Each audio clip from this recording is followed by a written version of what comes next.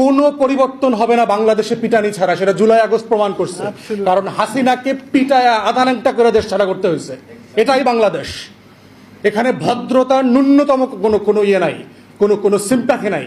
বাধ্য করবেন না। বৈষম্য বিরোধী ছাত্র আন্দোলন, রাজনৈতিক দল, নাগরিক কমিটি সবাই মিলে আপনাদেরকে রাস্তায় বেধরম পিটাইতে বাধ্য করবেন না। আমরা টায়ার্ড হয়ে গেছি, আপনাদেরকে বলতে বলতে টায়ার্ড হয়ে গেছি। Everybody is sick and tired for last 53 years. এই ডিজি রেলকে রাস্তায় দাঁড় করে 24 ঘন্টা পিটান, দেখেন ডিজি রেল পরিবর্তন হয়ে যায় কিনা।